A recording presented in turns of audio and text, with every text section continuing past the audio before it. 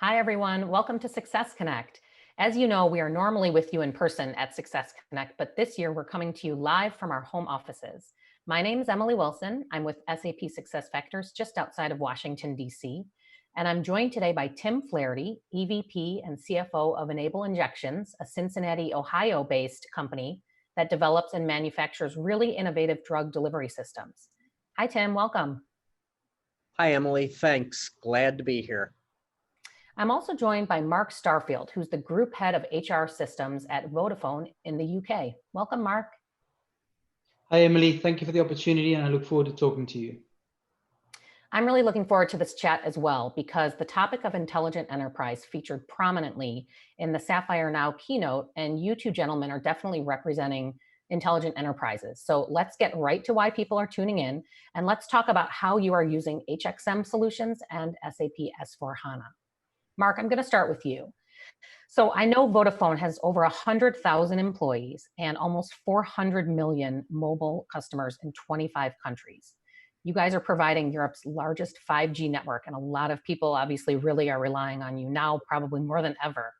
I know from chatting earlier that your transformation objective is really employee experience excellence. And you're leading the global team that implemented a new, simple and integrated digital experience for all Vodafone employees. Can you tell us a little bit about your program? Sure, Emily. We've been on a really exciting, innovative and challenging journey over the last 2 years. So the first step in this journey was to implement a really solid foundational platform, as we talk about it. That was implementing SuccessFactors for all HR functions, processes, data, and then in all our markets. So from last year, May, until April this year, for example, we went live with over 100,000 employees covering 30 plus markets. And that meant that we have a single solution where we have all HR data of all employees in a single integrated environment. Behind that, we've also now completed a journey of moving all HR functions to SuccessFactors. The last one was recruitment, which we went live with December last year. So we now have every single HR function covered and all employees. So think from resourcing to development to reward to ultimately transition as well. So everything in a single integrated environment. Let me give you a few numbers to give you a sense of the scale and scope of our implementation. So for May this year, we had 54,000 applications in SuccessFactors recruitment. We plan to normally have around about 800,000 applications per year. In terms of learning, just in May, we had 60,000 learning interventions completed, and we expect around about 1.3 million per year.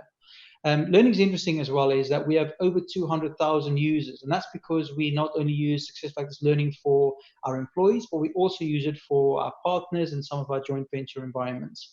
So we've implemented that platform, and what's next in that? So first is to really understand how do we move forward, and here we're really going to focus on the employee experience and automation opportunities. And then secondary to that is making sure that we fit into the wider Vodafone Intelligent Enterprise strategy. So that's making sure what we implement fully integrates to the different parts of the Vodafone technology stack. Hope that makes sense. Yeah, that makes perfect sense. I mean, you basically just defined HR transformation, right? And I mean, let's start with the obvious. We're obviously speaking during a global pandemic, and this is like nothing we've ever seen. So tell us a little bit, like, what was the impact on Vodafone? Well, the impact of Vodafone firstly was that people and society even more needed our services, which was great for our company. And our focus was really saying, how do we support our networks, our people, and our programs with everybody working from home? From an HR perspective, our CHRO released 6 people principles, which were just brilliant. And they were all about saying, how do we support people from training and advice in terms of how to work from home, but also looking after people's mental well-being.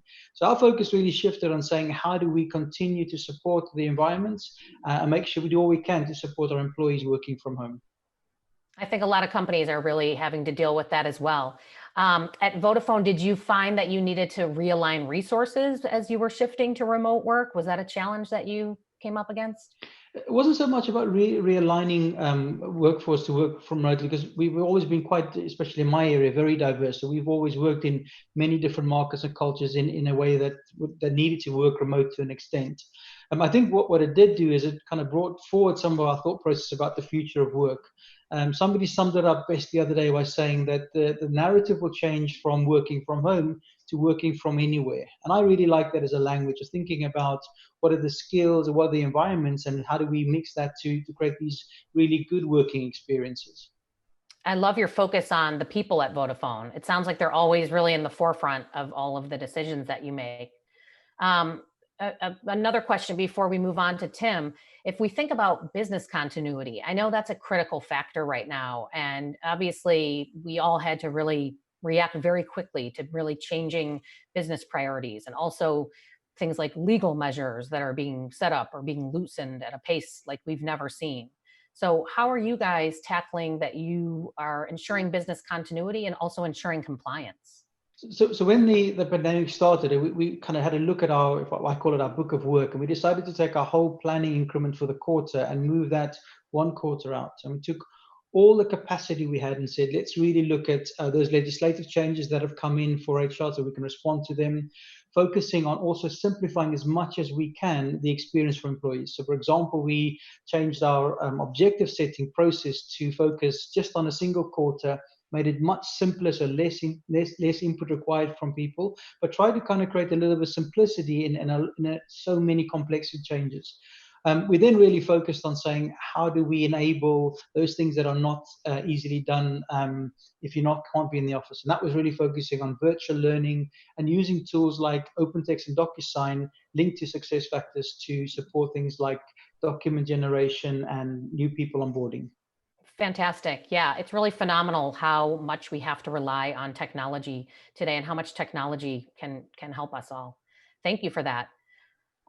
Tim, I'm going to move over to you. So I want to just mention that I think what Enable Injections does is amazing. For anyone who doesn't know, they develop solutions that allow people who live with medical conditions, which is obviously difficult enough, to self-administer treatments, whether that's treatments for things like cancer, or Parkinson's, or Crohn's, which is pretty phenomenal. So obviously, your organization is helping improve people's quality of life.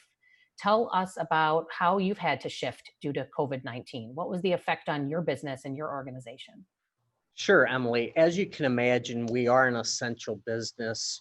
To develop a device that can infuse biologic drugs in the comfort of your own home really has the potential to reduce infection and the spread of disease. So, as you can imagine, with this COVID pandemic, it's even more critical that we get this product to market. And our time for going commercial is in about a couple years. So we do have a couple critical trials coming up in the next year or so. So we do have to stay on track. And traditionally, our workplace has been a work in the office environment. So it was quite a shift for us. We immediately had to shift about 80 to 90% of our workforce to a home environment, and then 20% in the office doing the development and manufacturing tasks. So during this process, we really had to get IT involved to make sure that we had all of our SAP functions up and running.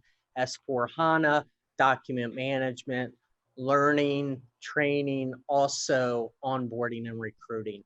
And the good thing is we used a phased approach with SAP, and we've been in this about 3 years now. So we were able to get up and running fairly seamlessly. So, so far, so good. That's phenomenal. What are some of the things that you had to do to ensure that, business was continuing? I mean, obviously shifting to get a lot of people working at home and having access to training. How did technology, help you in that? Yeah, so first of all, we really had to focus on our portfolio of projects and really reduce that to what was critical. And when we were able to prioritize and reduce the projects to what was critical, then we could look at our resources and be able to adjust our resources to make sure that we had potential backups on projects, because with the COVID crisis, obviously we had to be flexible. Our employees had daycare issues, they had schooling issues, so they weren't always able to be at work all the time. In addition to that, we beefed up our IT functions. We invested more money in our budgets. We invested in hardware to make sure if any of our employees had IT downtime, they could just switch out their monitors.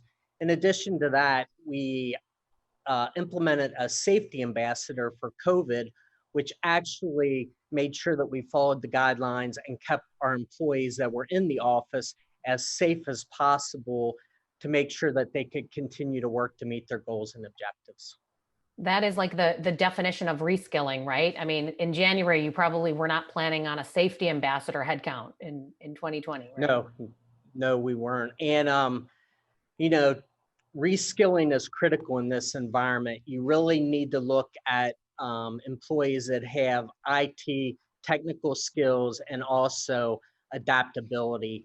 So some of the SAP tools have really helped us with this. The learning management system, goals and performance, and being an FDA environment, we have to make sure that our employees are always compliant from an FDA standpoint. So being able to use these tools at home, our employees were continuing to stay compliant, and we also continued to hire critical roles. So the onboarding tool came in handy for that. That's great. Earlier, Mark touched upon, their integrated environment. So I know that Enable Injections has an SAP software landscape with SAP S/4HANA at its digital core, as well as you've mentioned the SAP SuccessFactors solutions. So the benefits of that integrated landscape are, a fully integrated system to support finance and costing and production planning and materials and quality management, compliance, HR, training, some of the things you've touched on. Take us through how Enable Injections has increased agility by being live with S/4HANA and SAP SuccessFactors as you dealt with this pandemic. Sure. So as I mentioned in some of the previous questions, is we've taken a phased approach, which has been over around a 3-year period. We implemented FICO, all of the production planning, manufacturing, pretty much the whole SuccessFactors suite, onboarding, recruiting, performance and goals, employee central. We've also implemented product lifecycle management. So all of these functionalities really helped us work from home seamlessly. We were able, from a finance perspective, we were closing the books on time. Our engineers were able to continue to develop the product through the product lifecycle CAD modules. We're continuing to onboard individuals. And also the new employees are working from home. They weren't able to be in the office. So some of the mobile applications came in handy, as well as the organizational chart, believe it or not. They were able to go in and put some faces with names and responsibilities, and then continue to do their training to get up to speed. So it's been fantastic for us. Tim, that is such a great point. I can't imagine onboarding to a brand new organization from home, remote, in this sort of landscape. So you think about something as basic as, it sounds like an org chart, but it's so helpful and useful as you're getting up to speed and figuring out the new colleagues of yours and who you're having meetings with. So it's amazing. It was very effective for the employees to be able to put the faces with the names and the positions. So timing was everything. Mark, switching back to you. So you had told me earlier that Vodafone is moving from a telco to a techco techcoms. Tell us about that. So at Vodafone's corporate strategy, there's 4 pillars. So the first one is deeper customer engagement, best gigabit network, and digital first, or some are even changing that language to digital only, and then radically simpler. So from an HR perspective, that translates into making sure that we integrate technology and data in it with an even more human touch and make this a more engaging and personal experience as far as possible. Things that we're specifically focusing on in HR to support this tech code transition is an obvious one, is attracting and retaining the best digital skills. But behind that is making sure that the services, the way people use and consume HR, services is a truly digital experience. So a real focus for us now is creating digital experiences that enhance our employee brand, but also make people feel like they're part of a really digital organization. And then second to that is really growing skills. Our CTO has this great saying that he once said that the best way to predict the future is to create it. So we're doing a lot of investment in understanding the skills of we have now, but also being clear about what that means for the future, and building in good programs and opportunities for people to reskill and also really understand where they are in their careers. So quite a big shift in our company, not just in terms of the skills, but also our mindset. And therefore, I think it's really important that we create experiences in the employee space that are really engaging and feel leading and digital. I want to steal that phrase, digital only. I love it, actually. I haven't heard that. You know, digital first has been such a tagline for a while now, but digital only, it seems like you guys are really living that promise. Did either of you implement any creative solutions using SAP SuccessFactors or SAP S/4HANA during this time? Tim, we'll start with you. From a creative standpoint, we basically escalated a lot of the modules that we were implementing. We were in the middle of onboarding, recruiting, and we were also in the middle of document management. So we escalated those implementations during COVID so we could utilize those functions in this environment. Also, as I mentioned, the organizational charts. At that time, we did not have all the pictures updated, so we rushed to get the org charts updated as well. Great. Mark, how about you? Any creative use of solutions during this time? Yeah, we had a few. I mean, we implemented the SAP mentoring or SuccessFactors mentoring solution to kind of help people understand where they are. We did a little proof of value in terms of social learning. We then spent quite a bit of time in terms of understanding how do we really improve virtual learning. So we integrated SuccessFactors, Jam, and WebEx to create much richer virtual learning experiences with breakout rooms and having people kind of feel like they are collaborating around learning. The one I think we're most proud of is we developed a skills mobility app. So before COVID, our company came up with a skills mobility policy, which in simple terms meant you could get exposure to other environments or other countries without having to move. And we developed, if you like, an internal job board where people could go and search for locations or skills that are in demand. And then markets or functions or HR could post these skills. So imagine it's a little bit of a kind of a matchmaking service.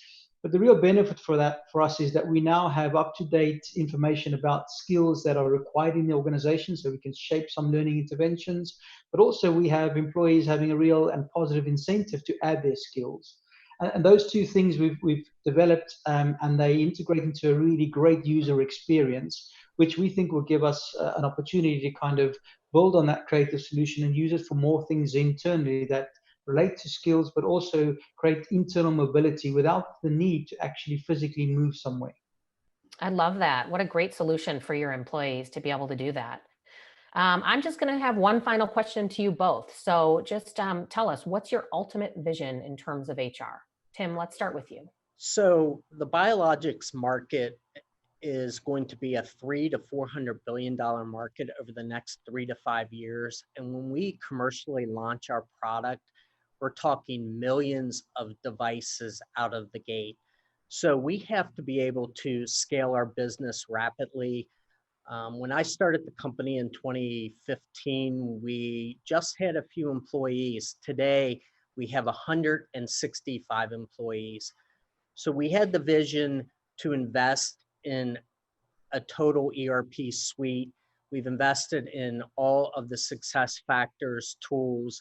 As I said before, performance and goals, onboarding, recruiting, integration to payroll, org charts, workflows, and we'll continue to evaluate the SuccessFactor tools as they come available, because our goal is to be able to scale this business seamlessly, paperlessly. Awesome. And Mark, what about you? What's your ultimate vision in terms of HR at Vodafone? So the first one is really what I'm calling integrated talent. So it's taking all this data we have about people and truly integrating that in a way which becomes really meaningful. So deeply understanding the people, the journeys people are going on, and how does that translate to the experiences they have. So really focusing on integrating this data, but then using that as a foundation to create really good employee experiences, and specifically focusing on those that mean most to people at a certain point in time. The second part is trying to develop what I'm calling an engagement, an HR engagement platform. And this is to kind of get simplification, productivity gains, but to create an environment where people feel like they've got access to great digital case management tools, really good, personal, purposeful information, and really understanding where they are in a process to allow people to consume our HR services in a way which suits them best, that supports our channel strategy, but it creates an environment where people feel like they're getting the best experience they possibly can. Behind that is to also now focus on how do we create more value from this platform. And there I talk about an innovative product roadmap, and that's looking with SuccessFactors, so things like SAP conversational AI, but also other partners, people like Blend and others, where we're saying, how do we look at what's available and develop new products, or then partner with other people in the SAP ecosystem to create great experiences for our employees. Underneath that, really moving forward on an analytics capability. So a lot of companies have base analytics, but now how do we move to predictive analytics? So an example would be take external data, our own internal development and churn data, plus market dynamics. How do we know we'll have enough software engineers by 2025? And then also trying to find a way to move away from kind of unilateral reporting, which is HR focused, to saying more multilateral, which is saying what HR interventions have what resulting impact on volume or margin or customer appreciation. And then finally is kind of moving to a much more agile demand and governance and ethics model, as I call it. The agile bit is now that we have a cloud-based solution, is being much quicker and more nimble to try things, experiment, learn quickly, and fail forward if we need to, but also then shorten the cycle of implementations. And the ethics plays a little bit of, when we start doing a little bit of machine learning, we've got a few pilots now, but how do we take a step back and think from privacy perspective, what's the first question we ask? Now we're making sure there's no unconscious bias in that, and do we really think about privacy first? So those are the key things that we're interested in and trying to promote in our digital HR strategy. Thank you both so much for sharing all of your insights and experiences with us. I think for me, what's so fascinating is that you're in such different industries and in different geographies and have such different sizes of your workforce, but there's so many commonalities between you both. You know, this idea of S4HANA as your digital core, using SuccessFactors solutions to improve the employee experience and ensure that your workforce can be reskilled and upskilled and be productive and have access to data and information. And so to me, it's really fascinating that with such different businesses, your focus on people and your focus on, you know, the employee experience and creating that through a digital only approach is really phenomenal. So I just wanted to say thank you so much for joining us today. Tim, really appreciate it. Thanks, Emily. I really enjoyed the conversation. And Mark as well, thanks for dialing in. Thank you very much for the opportunity, and Tim, inspired by your product. Thank you. I enjoyed your story as well. And thanks to everyone who's joining us today from your homes or workplaces. And don't forget to tune in to Success Connect for more on-demand content throughout this year for a deeper dive into how organizations are delivering exceptional employee experiences.